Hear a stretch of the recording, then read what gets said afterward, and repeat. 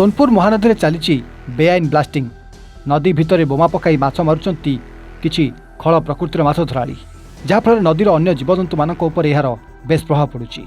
थोड़े देखंतु एई एक्सक्लूसिव चित्र को ए कैमेरा लेंस रे कैद होइथा ए दृश्य हेउछि सोनपुर सहर उपकंठस्थ पानी सियाली बाबूपाली ग्राम अंचल दिन 2 पर स्पष्ट दिवालोक केमिति ब्लास्टिंग करी माछ मारुंट मत्स्यजीवी काच बोतल रे विभिन्न रसायनिक और बारूद भर्ती करी बोमा पानी रे फिंगी दउछंती।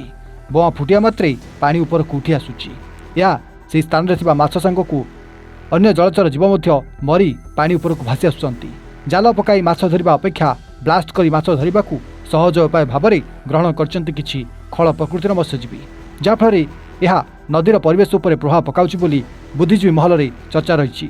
तेबे एभली बेआईन काम करता व्यक्ति मान विरोध में दृढ़ कार्यानुष्ठान नेबाकू केही नाहांती।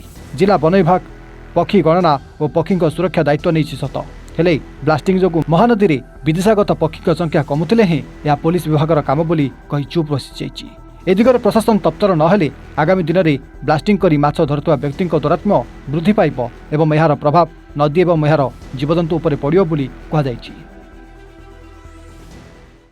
सोनपुर महानदी रे बहुत परिमाण रे माछ मारिकी बहुत लोक ताकर जीवन जीविका निर्वाह करुले। किछि व्यक्ति महानदी रे ब्लास्टिंग करिकी माछ धरबार द्वारा माछ मरी जीवार सांगरे बहुत जलचर जीव भी मृत्युवरण करुछन।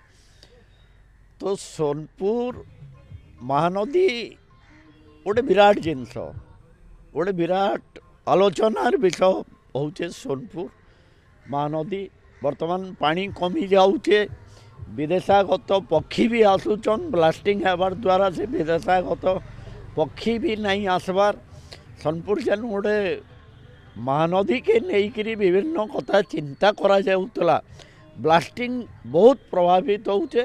तार लगी सरकारी स्तर में विहित पदक्षेप नेले महानदी आगामी दिन स्थानीय प्रशासन पुलिस प्रशासन हो कि जिला प्रशासन से दिगरे सेमती किसी ठोस पदक्षेप नहीं नेबार से लगी जन असंतोष बढ़ुचे।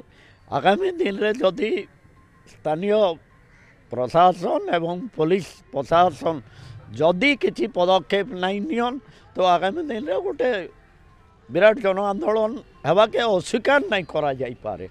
तो से लगी प्रशासन तत्पर हवा निहाती दरकार अच्छे। सुवर्णपुर जिला देवानंद मेंडली को रिपोर्ट एवं ओडिशा।